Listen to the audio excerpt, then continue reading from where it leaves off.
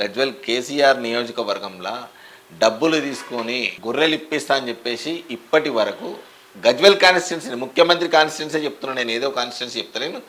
గొర్రెల గురించి పెద్ద స్కామ్ చేసిండే ముఖ్యమంత్రి చేసిండు అనాలి. ఇప్పుడు తలసాని సీనా అని చెప్తే ఇక ఆయన చేసిండి నేను పెట్టిండి అన్నట్టు అవుతుంది, కానీ ఖచ్చితంగా ముఖ్యమంత్రి చేసిండు.